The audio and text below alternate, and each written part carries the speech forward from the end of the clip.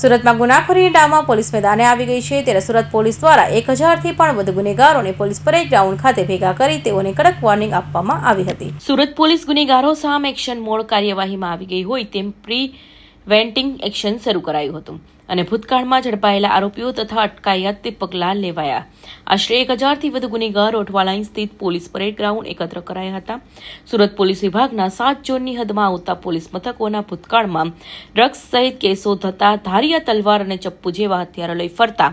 આરોપીઓને ભેગા કરી તેઓના રહેઠાણ કામકાજ સહિતની માહિતી મેળવી તેઓને ગુનો ન કરવા વોર્નિંગ અપાઈ હતી। શહેર પોલીસ દ્વારા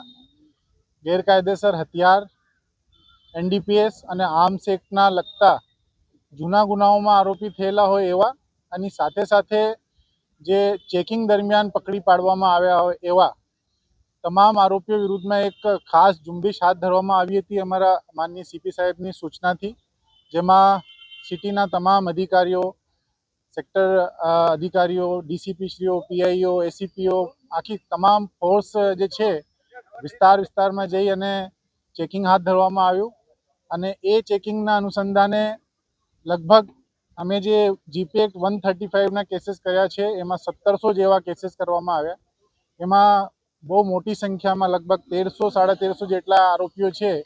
એ જાહેરમાં અથવા તો એમની પાસેથી ગેરકાયદેસર હથિયાર તરીકે છુરી, ચપ્પુ, જાહેરનામાને ભંગ કરતા હથિયાર એવી વસ્તુઓ મળી આવેલી। એના અનુસંધાને એમને વિરુદ્ધમાં કેસ પણ કરવામાં આવ્યા છે અને સાથે સાથે તડીપાર ઇસમોને ચેક કર્યા છે, હિસ્ટ્રી શીટર્સને ચેક કરવામાં આવ્યા છે, એમસીઆર્સને ચેક કરવામાં આવ્યા છે। વાહન ચેકિંગ દરમિયાન પણ અમુક લોકો જે પીધેલા પકડાયા હોય એમને પણ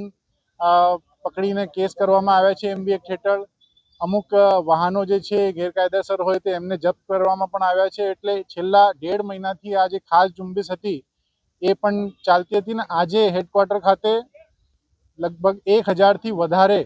એ જ આરોપીઓ જે છેલ્લા 1.5 મહિનાની અંદર અલગ અલગ પ્રકારના ગુનાઓમાં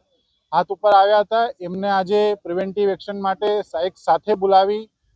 કલેક્ટર સાહેબને ની ટીમ મારફતે, એક્ઝિક્યુટિવ મેજિસ્ટ્રેટ મારફતે પ્રિવેન્ટિવ એક્શન લેવામાં આવી રહ્યા છે અને એને સખત સૂચના આપવામાં આવી છે કે હવે ફ્યુચરમાં આવા કોઈ પણ ક્રાઇમ એ લોકો કરશે તેમના વિરુદ્ધમાં હજુ કડક કાર્યવાહી કરવામાં આવશે, કેમ કે તમામ લોકો જે છે એ પોલીસના ચોપડે ચડી ચૂક્યા છે ને સાથે સાથે પોલીસની રડારમાં રહેશે।